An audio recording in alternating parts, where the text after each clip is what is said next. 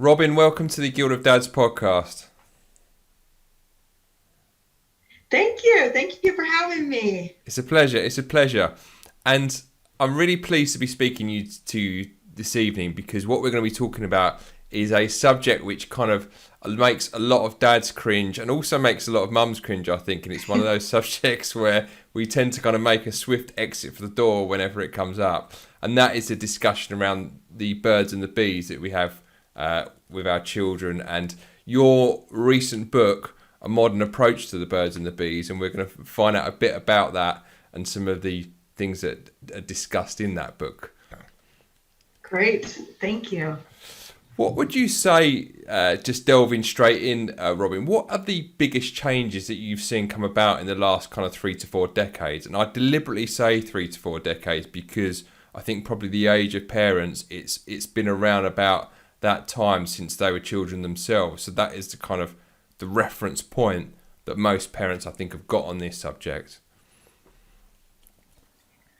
That's a great question. I think a lot has changed. And oftentimes parents are coming from a place where they probably had very few discussions with their parents about sexuality. So we're kind of relying on whatever education they had or we had in school to inform our discussions. But on top of that, the Me Too movement has recently happened, and we have a lot more conversations and understanding about what consent looks like. So we have a whole generation of people that are raised on sort of normalized ideas about really a culture that lacked consent, which was reinforced in movies and television shows. Things that were considered funny jokes 20 years ago are very much considered sexual assault by today's standards. So we have changing attitudes about consent. We have an increased exposure to technology from very young ages that we've never experienced before. So we have kids that really are carrying with them personal computers that are in many ways impossible to actually monitor. So they're exposed to potentially sexual content almost all of the time. So we have this whole generation of kids who have constant exposure to technology, who are, sexting or exchanging sexual pictures at very young ages, sexual messages at very young ages, parents who probably didn't have a very good sex education background, who may not even know about some of these things that their kids are exposed to. And then at the same time, changing standards, changing attitudes about consent, differing ideas about what gender and sexual orientation looks like. And so a lot of parents are really finding themselves ill-equipped really to have these conversations. Mm-hmm. And how do you think that's kind of impacting the way in which we have conversations around young people and sex education and stuff? Is it becoming a bit more of a kind of negative and a bit more of an elephant in the room, if you like, for parents of this generation, trying to sort of navigate all of these different things that now come up? Um, could you repeat the last piece of that? I'm sorry. No, that's I okay. heard, That's yeah. okay. I was just saying, do you think it's becoming how these different things have impacted the conversation around young people and sex education? Do you think that the conversation that parents are having with their children, it's becoming even more of a kind of elephant in the room in terms of something they just want to avoid talking about completely? I think parents are find the language around these conversations daunting. I think many parents are coming from a place, well, if I don't bring it up, then I don't really have to accept that these things are happening or accept that these exposures exist, and assuming that the kids know that, hey, I know you don't, I know that I don't want you to do this, so we don't really need to talk about it. And I think they're wishfully thinking that if they just don't have the conversations, then those things will mysteriously disappear. Um, the research tells us that that's just unfortunately not the case. I think the parent-child conversations have never been more important than they are today. I think that kids are just faced with very adult situations at younger and younger ages that require us to really have open conversations from a young age. And so in terms of the kind of the first myth to kind of blow out of the water is that kids are not more likely to have sexual connections with people the more you speak to them about sex and the more you actually answer their questions and engage with them about what they want to know in the first place. Yeah, I think a lot of parents are afraid that if you talk about it, they'll be more interested in it. If you talk about it at school, they'll be more willing to try it out. And it just doesn't seem to be true. That in fact, telling kids what your expectations about sex are and articulating that very clearly, helping them to understand what the body parts are actually really called, telling them where to go if they have questions, being that trusted adult actually increases the likelihood of them staying safe and does not seem to increase the likelihood of them having sexual contact. And that makes perfect sense because it's actually counterintuitive, but it does make perfect sense because when you think of other things like maybe alcohol or drugs or whatever, if your parents were to ever say to you, you must not do this or the kind of prohibition side of it almost makes it kind of more alluring to actually find out about it and probably find out about it in the wrong way rather than the right way. Does that make any sense? I agree. And the thing with these questions that kids might have about sex and sexuality, they have 24-hour-a-day access to the internet. So if you're not talking to them about it, then somebody likely is. So they're going to go to seek out the answers, whether that be, their buddy's older brother or Google. And my hope is that kids will have a trusted authority figure, a trusted adult, whether that be a parent or someone else, where they can access reliable information. And what we know obviously about the internet is that it isn't always a reliable place to get questions answered. Additionally, we're finding more and more that young people are learning through pornography. And so their ideas about what sex should look like, what bodies should look like, how sex should happen is often informed by these sort of extreme images instead of being informed by these insightful conversations with adults that they trust. And in terms of that aspect of it, if when we were kind of growing up, you may find, an older brother or a parent's magazine or a VHS video or something along those lines, and that would kind of be your point of reference for kind of pornography, and then you may have an education class at school, and the kind of that was it. You kind of filled in the gaps between that, and if your parents actually spoke to you about it, then you kind of filled in the gaps. How does kind of modern sort of pornography really affect young people's ability to have healthy relationships? Because more and more of the content that we're seeing online is very kind of extreme in terms of the kind of the niches or the niches, as you guys say it, across different spectrums of kind of pornography. How do you kind of tackle that in terms of the healthy relationship and the kind of loving relationship discussion and the kind of normal behaviour as to what you feel comfortable with and stuff and that? Because that conversation is a real kind of mind blower for parents, I would imagine.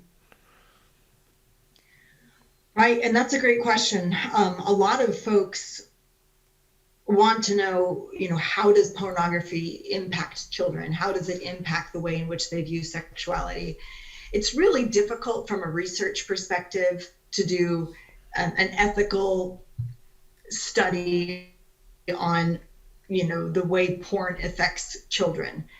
For obvious reasons, it's hard to make a research model that would pass IRB to look at that sort of a thing in a clinical approach. So a lot of what we come up with has limitations, obviously, in terms of what exposures, how they impact kids. So with that caveat, it makes sense to think that exposure to those sort of images on a regular basis might impact the way that people view their own bodies and how they're supposed to look.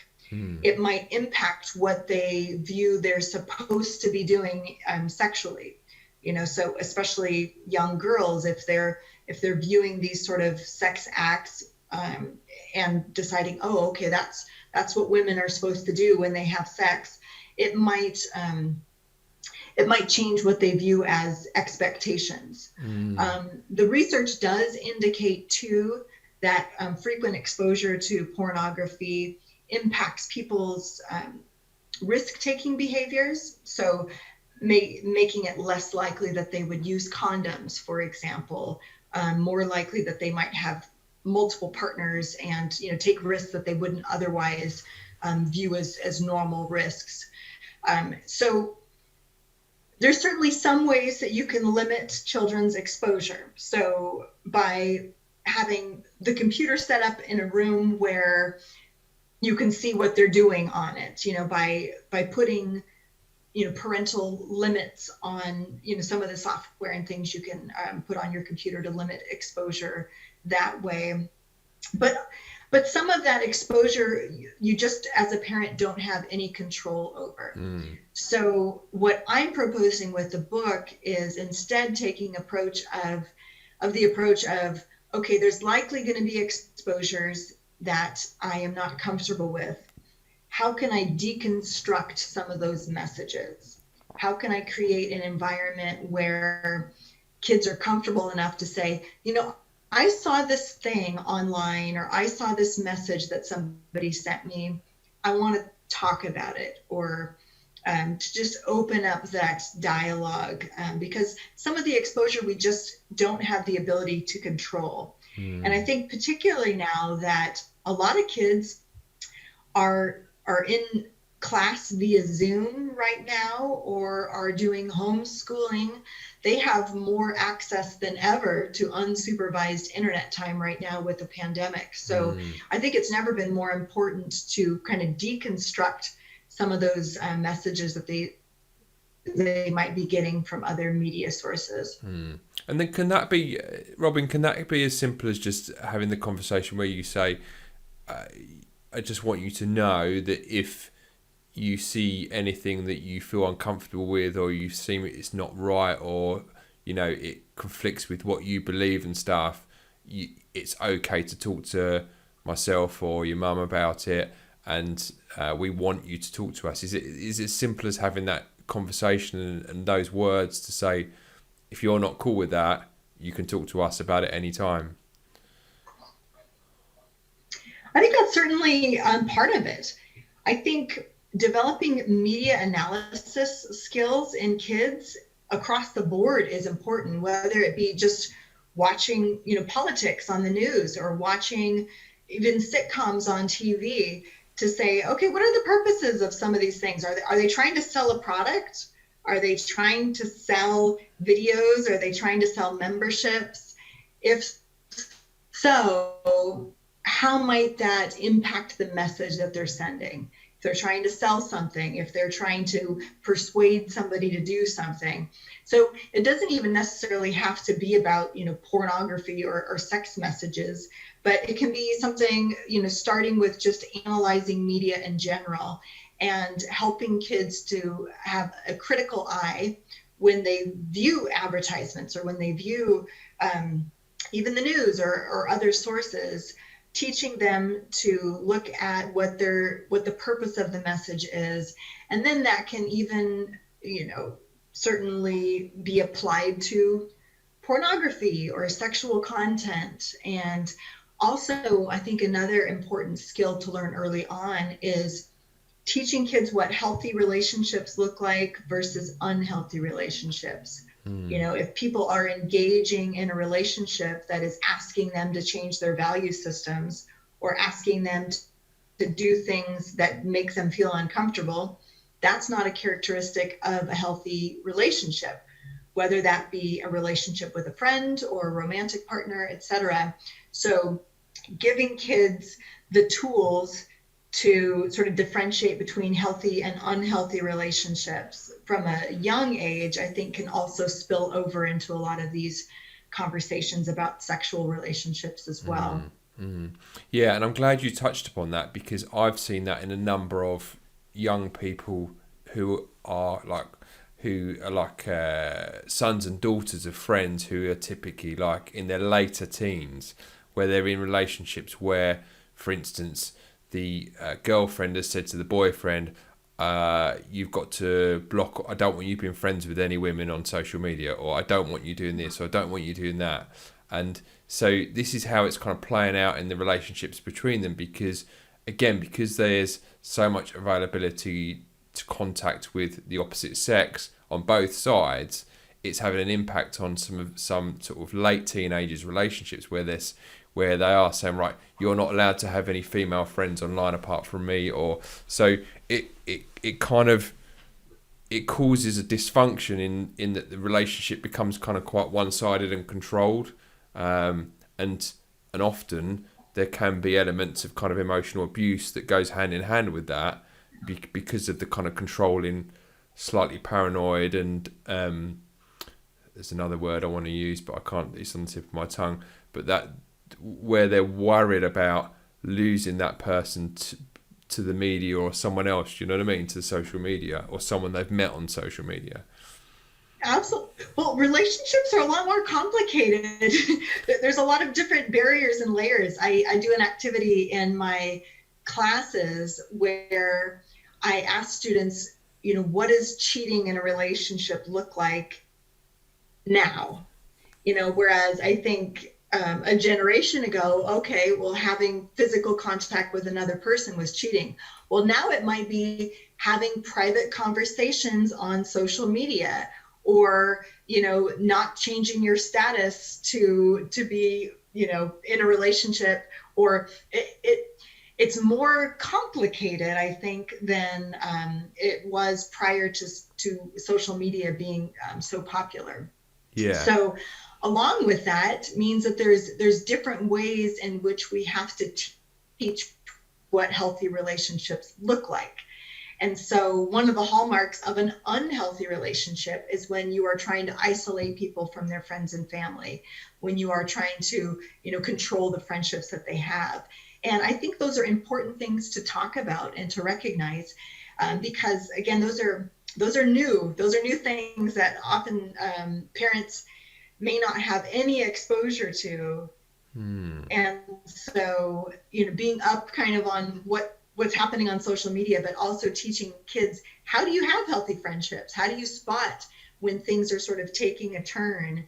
How do you get out of relationships that aren't healthy? I think those are all important things to discuss with kids, and from an early age. And I think those can kind of bleed over into healthy romantic relationships later in life. And hopefully that's the goal for all people, that they eventually want to teach their kids to be able to have healthy romantic relationships. Yeah, and I think that it's interesting because that you talk about that, Robin, because I obviously, in what I do, I interview different dads and I interview guys, and I'm quite kind of plugged into the kind of dad community, if you like.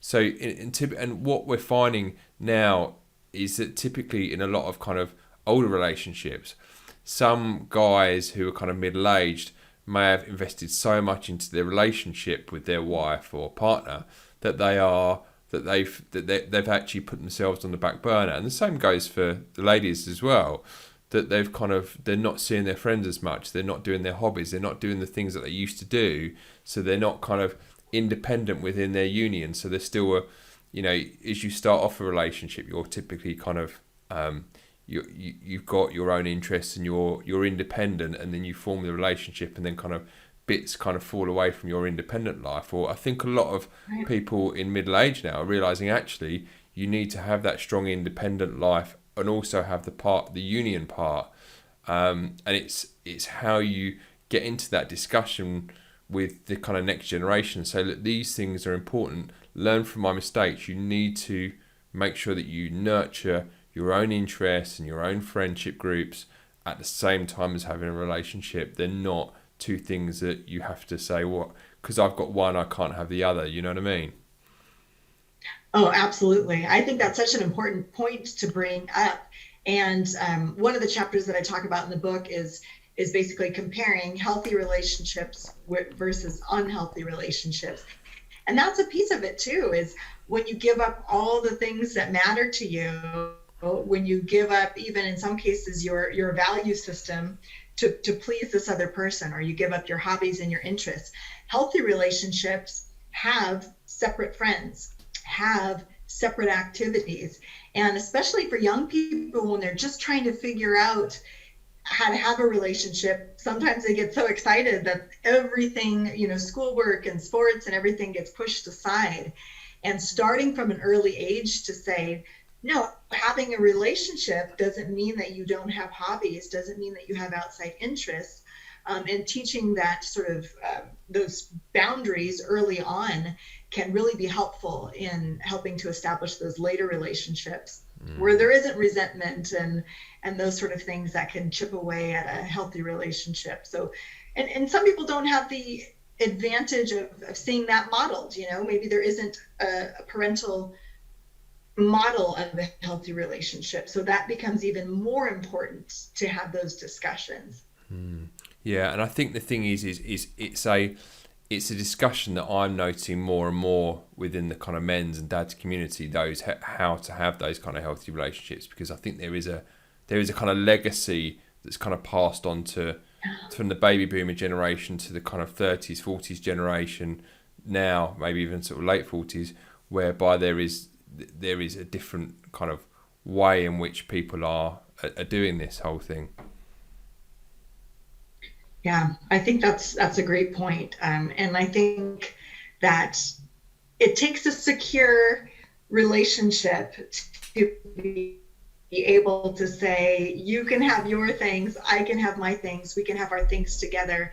And I think that needs to be practiced and learned about. And I think that people have to learn to recognize when things are getting off kilter. And it's hard to recognize that if you haven't been exposed to it. So hopefully by really talking about, hey, what does a healthy relationship look like to you, and opening up those sort of channels for discussion, hopefully that can make for better equipped kids and adults. Yeah, definitely. Bear with me 2 ticks. I'm just going to adjust something on our technical equipment here, and then I'm going to be with you again.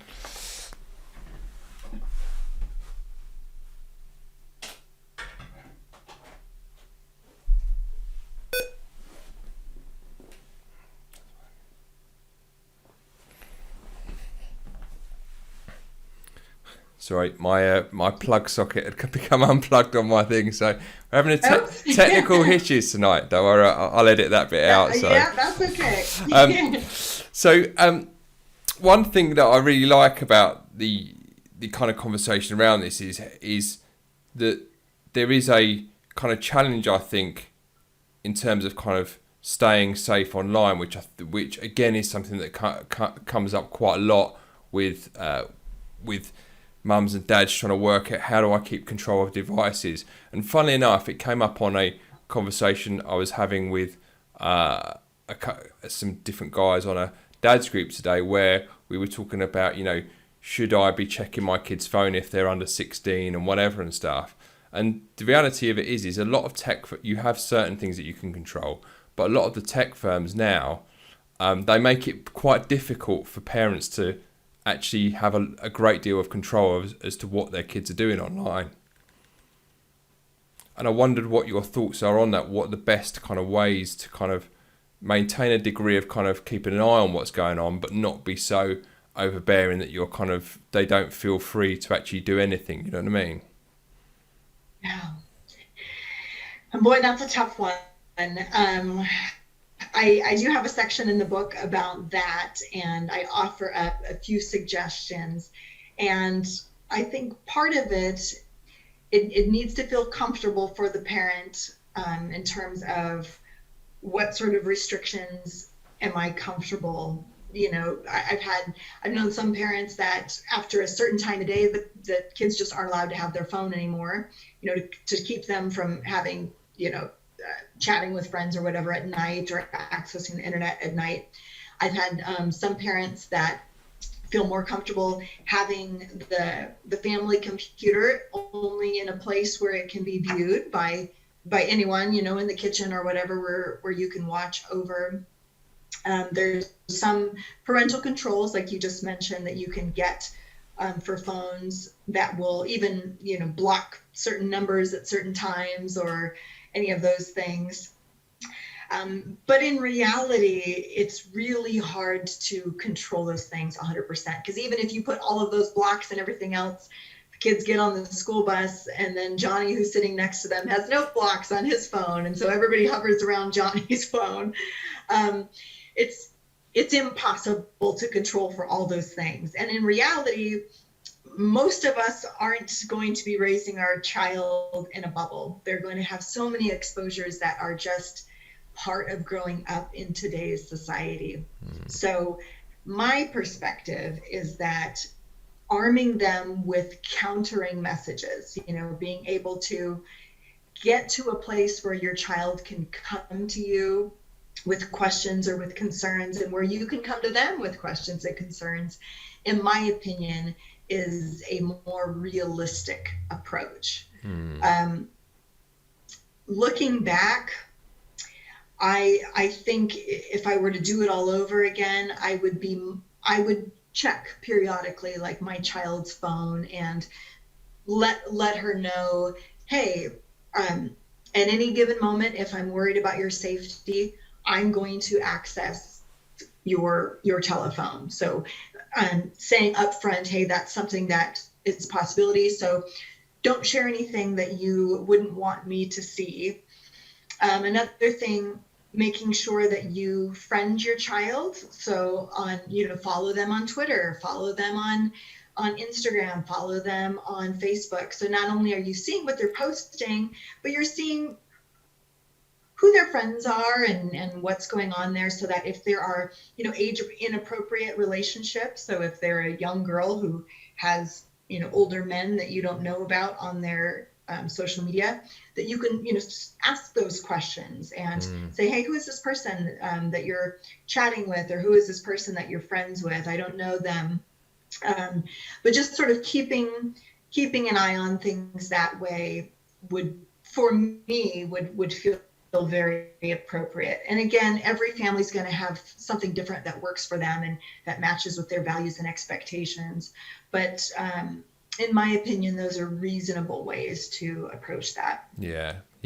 And it sounds as if it's really just a case of keeping those channels of communication open and keeping that level of trust open, so that they are able to talk to you if they need to about the things that are kind of bothering them, or they want more information about, or they're not too sure about, or that kind of stuff. So it's constantly keeping those channels of dialogue open all the time. Exactly. And as I mentioned before, knowing what different sorts of social media that they engage in, and hopefully following them on I think is important. Now, the other thing that really troubles, I think, a lot of parents a lot, and it's something that kind of causes a lot of consternation. I know it comes up in conversations that I have with other parents, and particularly in relation to kind of schools and how the schools may be approaching stuff differently to parents, is the whole question of LGBT. Now, my eldest child's school, they've got an LGBT club, which I know when I was talking with other parents about, there was kind of like, not too sure whether we're that comfortable with that not with the actual LGBT thing itself, but there's actually a club for it at the school, so to speak. And I think this is one of those areas which causes parents a lot of confusion, but I think there's also a lot of myths around it. The first one being similar to what we just discussed about heterosexual and any sexual relationship, the fact that the more you talk about it with your kids, the more likely it is that they're going to engage in said behaviour.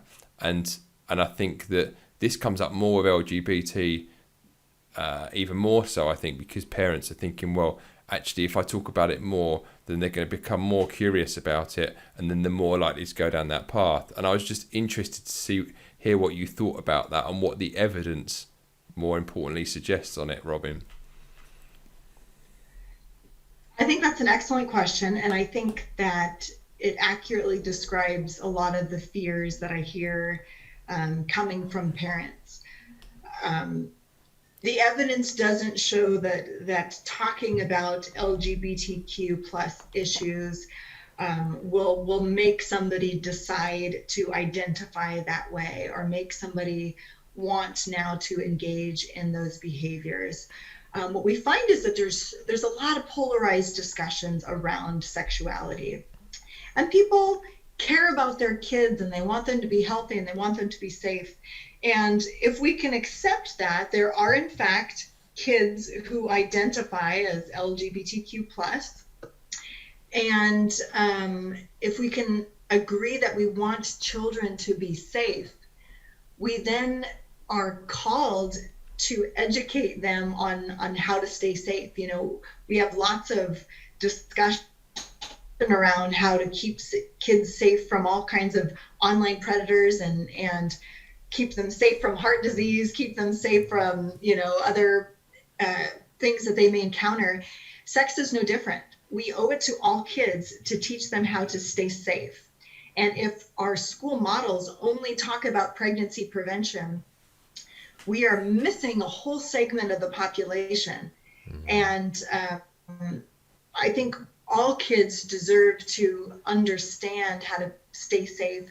All kids need to, representation matters. And so if they think, oh, I'm different from all these kids, nobody is like me, that can help, increase the likelihood of suffering from depression and even self-harm and other coping behaviors that could be dangerous.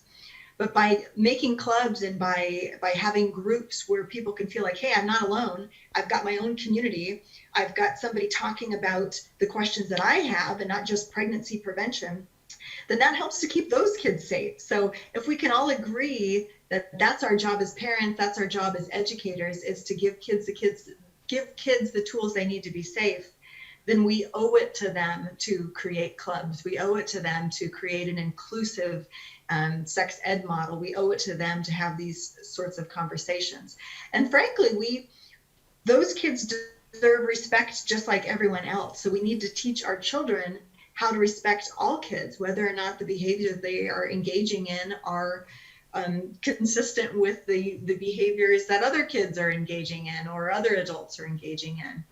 So I think if we can move those conversations away from sort of these value and morality judgments and move towards a model of how do we keep kids safe, then that can bring us to a more effective place of educating our children. Yeah, I like the way you said that, because I think in the limited experience that I have of friends or relatives, that particularly friends who've got family that have been through this situation whereby it may be a boy or maybe a girl who decided that they are in the kind of wrong body and they want to transition, and they go through this kind of upheaval and stuff and that. I think that the problem with it often is that people don't see the flip side of the coin, the kind of depression and the the self-harm and the self-loathing and also to the degree that kids can end up wanting to take their own life or harm themselves in some kind of way. And I think safety is a really good kind of North Star in this whole discussion, I think, because it enables us to move away from the kind of morality discussion and actually say, well, this is a human being. Is it better that they are going to live to tell the tale of this, or is it better that we kind of stick to our kind of morality on it and the hard position that we have on this subject, and in actual fact it ends up in someone's life being lost as an end result of that. And there was a documentary that I watched last night, funny enough, by a British broadcaster called Louis Theroux, who does a lot of interviews stateside, and he went to, I think it was a gender realignment clinic, and and he said to the lady there, I just worry that these kids are kind of too young for this to happen, and that it's going to harm them if they have to change their mind further down the line. And her response to him was, well, it's better that it happens and it saves their life now, i.e. that they don't commit suicide or whatever because they feel so bad about being in the wrong body or the wrong gender, and they might change their mind further on down the line, but it's better that it happens now to save their life now than they get lost to us and they don't have that decision to make. And that was, for me, that was quite a kind of a profound thing to say, because it did firmly put it in the safety spectrum rather than the kind of morality spectrum, which I think is probably where the conversation needs to begin to kind of start to move. But it's a difficult discussion for a lot of parents to have with themselves. You know what I mean? Exactly. I agree with all of what you just said. And, certainly what sexuality education in the schools is teaching is how to treat people with respect, what bodies are like and what the parts do, what their functions are, how to keep them safe, what some of the consequences are if we don't practice these safe behaviors. And I think that's what we need to keep our message focused on. It's not so much for us to decide necessarily what's right and wrong for other people to be doing and those sort of things, but more, here's the nuts and the bolts. Here's what safe and healthy relationships look like. Here's how to get out of unhealthy relationships. Here's what behavior is not appropriate, and here's places that you can go to talk to trusted adults about those. I think people are maybe inappropriately assessing what sex ed is all about in schools. It's not really a how-to guide to how to engage in behaviors. It's really more about these other conversations. Yeah. One thing I wanted to ask you about was kind of, we touched upon this, the issue of consent at the beginning of the conversation. Now, obviously that has been brought right into the forefront because of obviously the Me Too movement and some of the allegations and also criminal charges have been levied at different individuals. And I think that it's you don't realise how things and attitudes have changed until, like, we were watching 3 Men and a Baby, classic 80s film with Steve Guttenberg and Tom Selleck in it. And you don't realise how things have changed in terms of, like, even just on films, people being a lot more kind of tactile and, men touching women's legs and women's touching men's legs and all this kind of stuff, which, like, in the 80s, we'd be like, that's just what people do. But kind of like things have moved on so much now that it's, people, again, it's one of those ones where people are catching up with what is acceptable and what isn't acceptable, and there is a generational step change going on in that respect as well. And I just wonder what your thoughts were around kind of that actual subject, because you talk about, in your book, I think you talk about the affirmative and enthusiastic standard in terms of consent. Definitely. I'm glad you brought that up.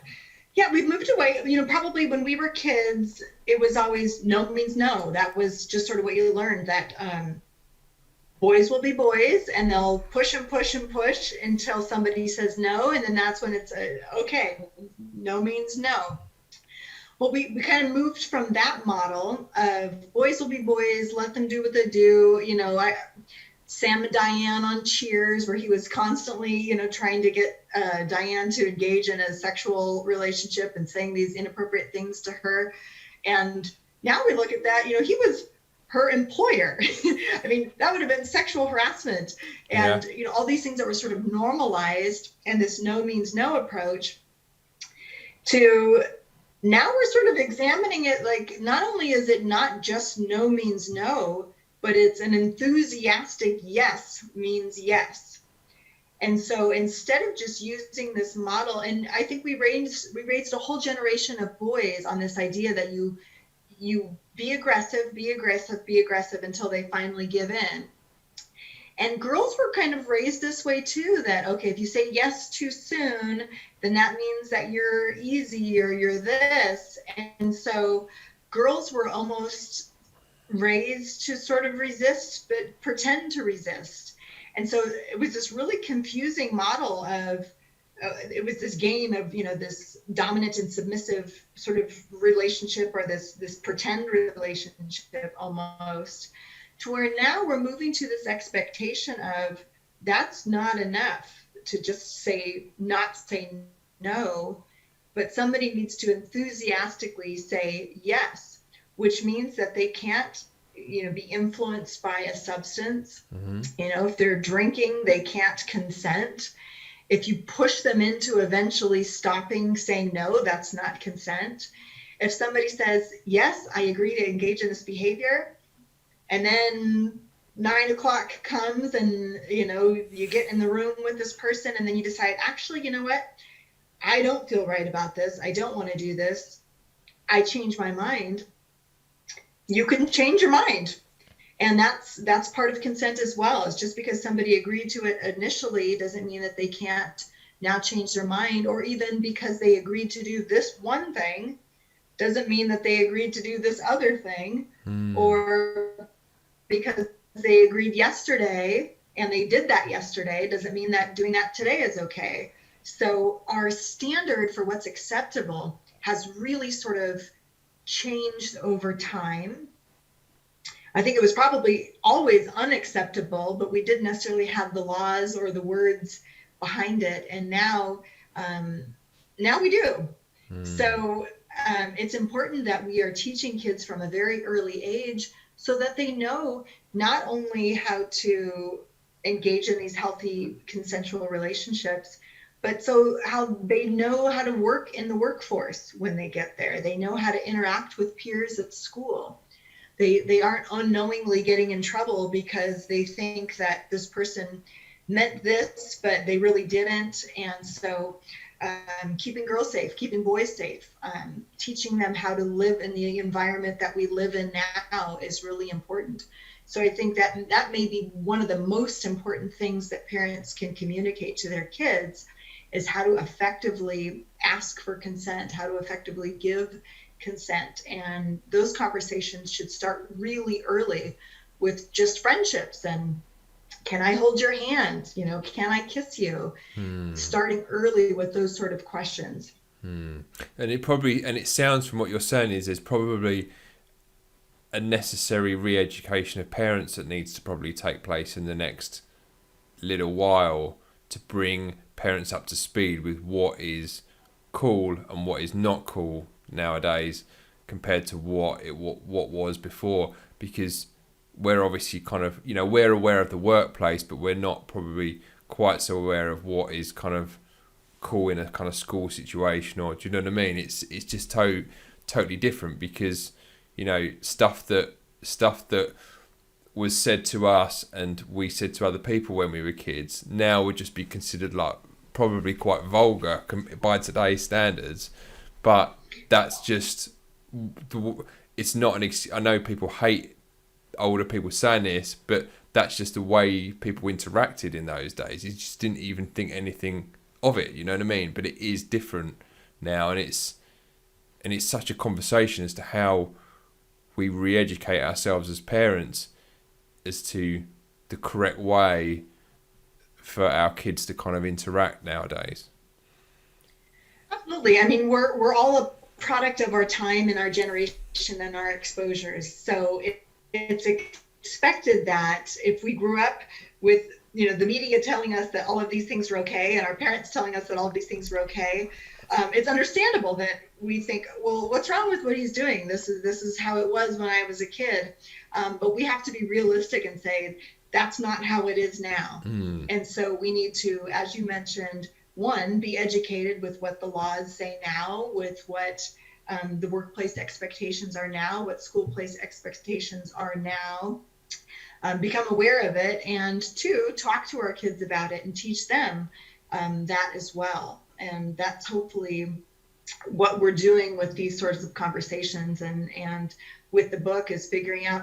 And it's in the US, from state to state, the laws are different. And even in schools and in universities, sometimes even the policies are different in terms of what's considered consent and not consent. And certainly from country to country, what's considered, a legal offense changes. And so it's important to not only know about etiquette, but also to know, what are the laws at your state? What are the policies in the organization that you work for or where you go to school? Yeah, and I think the two words that spring to mind the most in this conversation is how we cultivate dignity and respect for young people, not just dignity and respect for themselves, but also dignity and respect for the other people, young people that they're going to be interacting with and possibly having sexual relations with as well. Absolutely. And along that same line of consent and respect, what happens when you receive, a sexually graphic picture on your phone from a friend? Not just ideas around consent for physical contact, but consent for receiving pictures or sending pictures. Or if somebody sends a message to somebody with sexual content, are they giving consent for them to share the picture with other people? And so the laws vary around that as well. So now we have this new sort of layer of consent related to technology. And in fact, a lot of kids report having received sexual content through email or through their phones, through pictures, when it's completely unsolicited. So they're not even asking for it and they're receiving these things. And just learning how do you respond to that? How do you address those concerns when people are receiving things that are not solicited? And it's important to have those kind of consent conversations as well. Yeah, because the thing is that throws up issues of kind of like, if you want to be with the cool kids and one of them sends you something which is, pretty shocking, do you want to be the one to say, well, actually, I'd prefer if you didn't send me stuff like that anymore because I don't like stuff like that, and then risk ostracization from the group unit and being kind of labelled a bit of a prude, or do you know what I mean? So that brings up a whole other host of different dynamics that you have to unpackage as a parent and as a growing adult as well. And that is such an important one, because what's interesting about that, and I think a lot of parents probably are unaware of this, that even in places where sexual consent, so let's say in a lot of places in the US, you can give sexual consent at age 16, but distributing pictures, so if someone were to be, let's say 16, and they took a nude photograph of themselves and they sent it on their cell phone to somebody, that's actually considered distribution of child pornography. And you absolutely can't give consent to that at 16. So that would be an actual punishable by the law offense to send a picture of yourself to someone else when you are a 16-year-old in some states. So it's important too to know that even if you can consent to sexual activity, you can't consent to sending pictures of yourself. And unfortunately, that is a very common practice among young people, is distributing pictures like that. And then once a person is showing someone else, oh, I got this picture of such and such, look at this, or oh, I'm going to forward this to another friend. Now you're distributing it too as a person who's sending it. And that can have lifelong consequences. Those can be things that in some places you would have to actually register as a sex offender for doing something like that. And so there could be very serious consequences to some of this stuff. And I think a lot of parents are unaware of those laws, and probably also unaware of how common it is that people are doing that. So it's not just about, not being part of the cool kids, but it can actually have lifelong consequences. Yeah, that's something I hadn't considered actually, and it would be the same over here, I think, as well. If you're, I think it would probably be the same rules would apply over here. And the difference is over here is that the rules would apply to the whole country because it's not different states. It would apply to the whole country. So, and that's something I'd never considered. So, yeah, something that probably parents need to be aware of is the behaviour that my child is engaging in actually illegal behaviour that could end up with them being in a lot of trouble, sort of thing. Because we saw this over here, we've seen this over here with kind of, with instances of I think they call it hate porn or something, where you're doing it out of spite to slight someone that's broken up with you or whatever. So you circulate a picture of them to their group of friends or whatever it is. So yeah. Right, and that's a big problem. They call it revenge porn, it's basically getting back at somebody for. See, I'm so not down with the kids. I just don't know all this terminology. You see. Yeah, no, and I think it's the same idea, that it's basically saying, okay, this person hurt me in some way, now I'm going to get back at them, and that's actually very common, and again suffers the potential for all of those legal consequences that I just mentioned, but also associated with depression, and even in some cases suicide and substance abuse and those sort of things. So it's very serious. And I think it's important that parents be aware of it, and the parents set up early what their expectations are around internet use, social media use, and those sort of things, so that the kids have a really strong idea about what their parents expect of them. And that's actually quite powerful when kids are very aware of what the expectations are of their behavior. That can really actually be influential.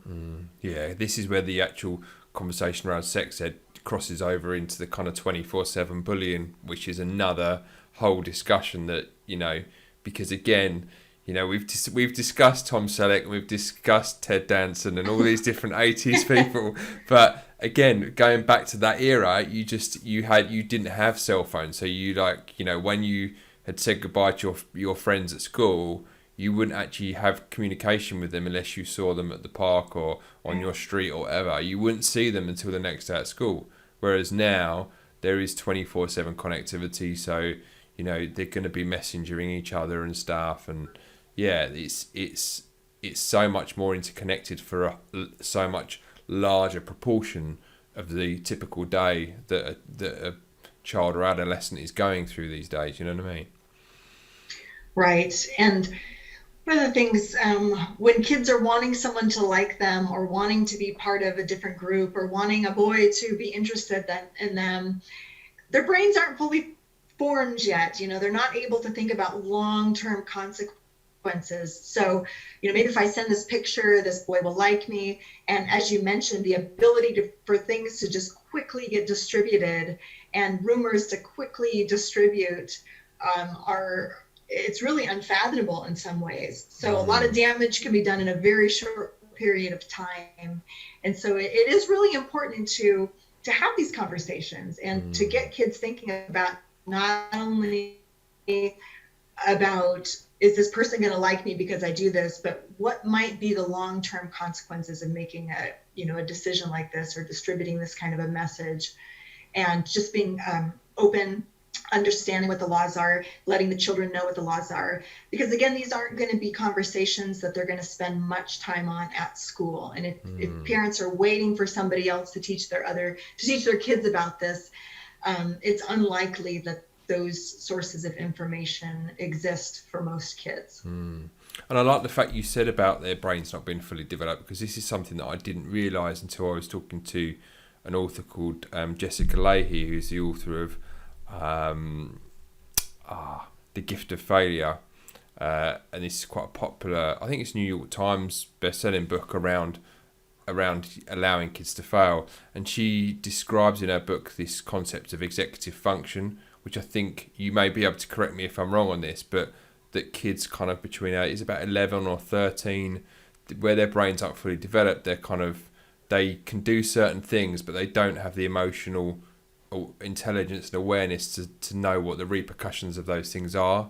And this is why kind of 11 to 13-year-olds, they often seem like everything's a bit chaotic and they're forgetting stuff, and they're kind of stuck between being a teenager and a younger child, if that makes any sense.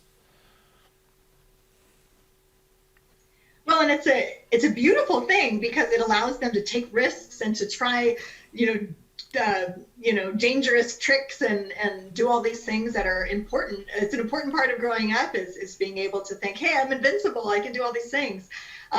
It's not so fortunate in the sense that it allows them to not be thinking about long-term consequences. So often a lot of those sort of messages are fairly ineffective. Like if you were to talk to a young person, well, don't smoke because you'll eventually get lung disease and cancer. They're not thinking about being old and lung disease and cancer. We use messages like, don't smoke, it will make your breath smell bad and it'll make soccer hard for you, because they're thinking about today. How will this impact me today? So it's important for us to understand they just don't think that way. They're not thinking of, you might one day end up getting fired from a job because of consent issues. They just don't respond to that because they're not thinking in those terms. So if we can keep our messaging to things that matter to them now and things that mean something to them now, it's likely to be more effective. And truly, our brains aren't fully formed until we're about 25.